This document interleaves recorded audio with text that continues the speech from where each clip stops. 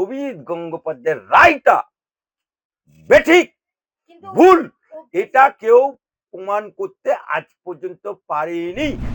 Challenge করছি কল্যাণ ব্যানার্জি, একটা single মামলা, প্রাইভেট মামলা আমাদের তো প্রচুর প্রচুর মামলা করে শেষ করতে পারি না। কল্যাণ ব্যানার্জি একটা প্রাইভেট মামলা আছে, একটা নেই। দল থই থই করে, তাই লোকেরা বলতে শিখেছে ডানকুনি মতুরডিঙ্গি তাঁতিপাড়া স্টেশন পল্লী যখন ডোবে তখন কল্যাণ ব্যানার্জি সাংসদে মুচকি মুচকি হাসে। এখন রাজ্য সরকারের ফাটা বাঁশে মাথা আটকে গেছে, সেই বাঁশ ছাড়াবার জন্য ওনারা সুপ্রিম কোর্টে গেল। কার বাপের টাকা পেল? কার বাপের টাকা পেল? স্যার একেবারে অমৃতা সিনহার যে অর্ডার ছিল সেই অর্ডারে স্থগিতাদেশ দিল সুপ্রিম কোর্ট এবং বয়সের ছাড় সেই অর্ডারেই একেবারে স্থগিতাদেশ দিয়ে দিয়েছে সুপ্রিম কোর্ট, কি বলবেন? দেখুন, আমি যেহেতু মহামান্য হাইকোর্টের অ্যাডভোকেট, আমারই হাইকোর্টের অমিতা সিনহা, যাকে বাংলায় বাঘিনী বলা হয়, জাস্টিস অমিতা সিনহা বাংলার বাঘিনী, যার এজলাসে মামলা করতে গেলে অনেক বাঘা বাঘা উকিল কেঁপে যায়, সেই অমিতা সিনহার ঘরে ইঞ্চিতে ইঞ্চিতে ত্রুটি ধরা পড়েছে। ইঞ্চিতে ইঞ্চিতে যে দুষ্কৃতীরা লুটে পুটে খেয়েছে, সেই চাকরির ক্ষেত্রে উনি একটা ঐতিহাসিক রায় দিয়েছিল। এখন রাজ্য সরকারের ফাটা বাঁশে মাথা আটকে গেছে, সেই বাঁশ ছাড়াবার জন্য ওনারা সুপ্রিম কোর্টে গেল। কার বাপের টাকা পেল? কার বাপের টাকা পেল? যে কপিল সিব্বলের কোলে রাজ্য সরকারকে দুলতে হলো, মনু সিংভির কোলে রাজ্য সরকারকে দুলতে হলো। রাজ্য সরকারের টাকা নিয়ে এদিকে চোরেদের বাঁচাতে ওনারা সুপ্রিম কোর্টে, সুপ্রিম কোর্টে স্থগিত দিয়েছে, খালাস দেয়নি, বাতিল বলেনি, স্থগিত। সাময়িক ঝমঝমঝম করে বৃষ্টি হচ্ছে, সাময়িক বৃষ্টি থেমে গেছে, সাময়িক চাম চাম করে মেঘ ডাকা বন্ধ হয়ে গেছে। তা বলে বর্ষাকাল শেষ হয়নি, তা বলে বিদ্যুতের চমকানো বন্ধ হয়ে যায়নি।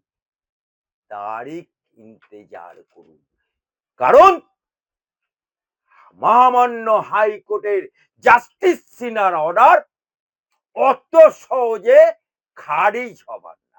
অভিজিৎ গঙ্গোপাধ্যায়ের রায়কে নিয়েও এরকম বলেছিল। আলটিমেট শেষমেশ অভিজিৎ গঙ্গোপাধ্যায়ের রায়টা বেঠিক ভুল এটা কেউ প্রমাণ করতে আজ পর্যন্ত পারেনি। সেই রকম সুপ্রিম কোর্টেও ইন্তেজার করুন, সাময়িক স্বস্তি হয়তো পেয়েছে কিন্তু খালাস হয়নি। এর জন্য নাচনে কোদনে হেলেন হয়ে নাচার কিছু নেই।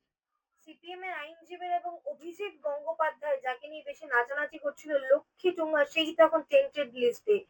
কল্যাণ ব্যানার্জি বলছে কল্যাণ ব্যানার্জি, যাকে আমার শ্রীরামপুরের মানুষ বলে অকল্যাণ ব্যানার্জি,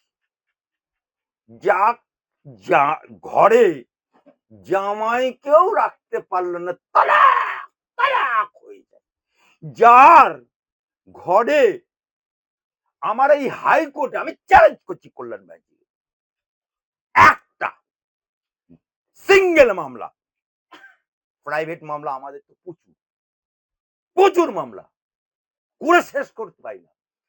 কল্যাণ ব্যানার্জি একটা প্রাইভেট মামলা আছে, একটা নেই। অর্থাৎ রাজ্য সরকার ক্ষমতায় আছে বলে সরকারের রিপ্রেজেন্টেটিভ হয়ে স্টেটের মামলা ও লড়ে এবং লক্ষ লক্ষ টাকা ও নেয়। এবং প্রতিটা মামলায় ও হারে। হারা ছাড়া ওর কোনো নাম নেই। যেমন রাজনীতিতে একটা প্রবাদ বাক্য উঠে গেছিল, প্রদীপ ভট্টাচার্য এমপি হয়েছিল, কিন্তু তার নামই হয়ে গিয়েছিল হাঁটতে হাঁটতে হাঁটতে হেরো প্রদীপ। সেরকম আমাদের কল্যাণ ব্যানার্জি নামই হয়ে গেছে হেরো উকিল। হাঁটতে হাঁটতে হাঁটতে একটুখানি চাঁদের কোনা, একটুখানি সূর্যের আলো স্থগিত করে এখন টুন্ডা, কত কি মুন্ডা বেরুচ্ছে ওনার মুখ দিয়ে। কিন্তু সেই জায়গায় দাঁড়িয়ে সিপিএম এর আইনজীবীরা তো অতৃপ্ত আত্মা হয়ে গেছে। এই টেন্টেড টেন্টেড বলে কাচি কাচি চালিয়ে সবার চাকরি খেয়ে নিচ্ছে, নিজেদের মক্কেলদের চাকরি দিতে পারছে। দেখুন, সিপিএম এর উকিল বলে কিছু না, কারণ আপনারা বারবার উকিলদের গায়ে সিপিএম, কংগ্রেস, কল্যাণ তিনি ব্যানার্জি বলছেন। কল্যাণ ব্যানার্জি ও মালটা কি আছে, ওর ভ্যালু কি আছে? ওর সিনিয়র অ্যাডভোকেট। আরে সরকারে আছে বলে সিনিয়র, সরকারে আছে বলে সিনিয়র, প্রাইভেট মামলা আছে। কাল যদি সরকারটা চলে যায়, ওর তোমারে দেখা নাই রে, তোমারে দেখা নাই, কল্যাণ ব্যানার্জির কাছে একটাও মামলা নাই রে, একটাও মামলা নেই।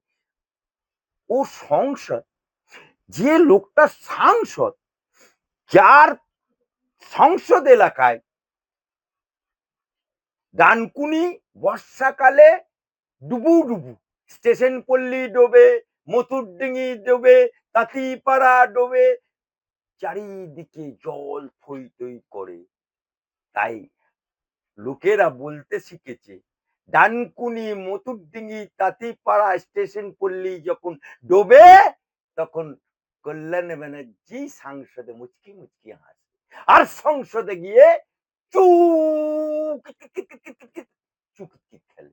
তা শ্রীরামপুরের মানুষ কি লক্ষ লক্ষ ভোট দিয়ে ওকে চুকিট খেলতে পাঠিয়েছে? সেই কল্যাণ ব্যানার্জি রাজ্য সরকারের, ওকে কে চিনতো বলুন তো? যদি আকবর আলী খন্দকার প্রয়াত, সে ভিকারি পাশওয়ানের মামলাটা যদি না ওকে দিয়ে করাতো, ওকে তো কেউ চিনতই না, কোথাকার মাল কোথায়।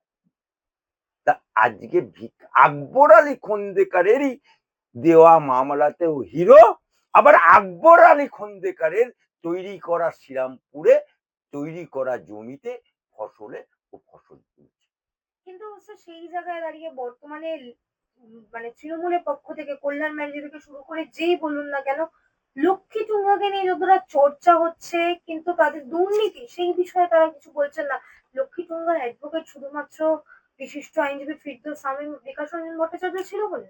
দেখুন, লক্ষ্মী টুন্ডা বলুন, ফিরদৌস শামীম বলুন, বিকাশ রঞ্জন বলুন, এরা প্রত্যেকেই লার্নেড অ্যাডভোকেট, এবং তারা কোন পার্টি বিলংস করে। কারণ একটা জিনিস জানবেন, কালো কোটের, কালো কোটের কাছে কোনো জাত নেই, কোনো ধর্ম নেই, কোনো পার্টি নেই, কিছু নেই। আমি আমি অ্যাডভোকেট আলী আব্দুল চাঁদ, আমি বিশ্ব হিন্দু পরিষদের মামলা করি, আমি মুসলিম রাষ্ট্র মঞ্চের মামলা করি, আমি রুজিনা রহমানের মামলা করি, আমি সংবাদ আবির্ভাবের মামলা করি, আমি বিতর্কিত চ্যানেলের মামলা করি, আমি বিভিন্ন হিন্দু মুসলমান সকলেরই মামলা করি। আবার আমি হুমায়ুনেরও মামলা, হুমায়ুন তো একটা পার্টি, ও তো জেউপি পার্টি। তা বলে কি আমি হুমায়ুনের সাথে মিশে গেলাম? না হুমায়ুনের দলে আমি মাতালি নক্ষর দিয়ে দিলাম, দস্তখত দিয়ে দিলাম। সুতরাং বিকাশ রঞ্জন যেহেতু আপনার এমপি রাজ্যসভার, সেক্ষেত্রে ও যখন এমপি তখন সিপিএম এর, কিন্তু যখন কালো কোট গায়ে দিয়ে যাবে, তখন সে উকিল আর মক্কেলের, আর কারণ না। বিচারপতি যখন আসনে বসে যাবে, তখন বিচারপতি অমিতেশ সিনহা বিচারপতি, তখন তার স্বামীর সামনে যদি আসামি দাঁড়ায়, সে আসামির বিচার করতে হবে। সুতরাং পেশা আর পার্টি আর ঘর এক হলে হবে না। ওই তৃণমূলের মতো মুড়ি আর মিছরি এক করে দিলে হবে না। ফেক আর ভেজাল আর নন ভেজাল, ওই ঘুষ দিয়ে টাকা দিয়ে চাকরি আর ফ্রেশ মেধার মাধ্যমে চাকরি এক করে দিলে হবে না। এটা তৃণমূলের অভ্যাস আছে। তাই তৃণমূলীরা সবসময় খিচুড়ি বানাতে চায়। সবকিছুতেই ওরা খিচুড়ি। এই জন্যই তো মমতা ব্যানার্জিকে সবুজ ফাইল নিয়ে পালাতে হয়েছে। পেলেছে রে পেলেছে। মমতা বাবু পেলেছে। কোথায় পেলেছে? সবুজ ফাইল নিয়ে পেলেছে। কেন পেলেছে? কারণ ওই ফাইলে মমতা বাবুর আর অভিষেক ব্যানার্জির প্রাণ ভোমরা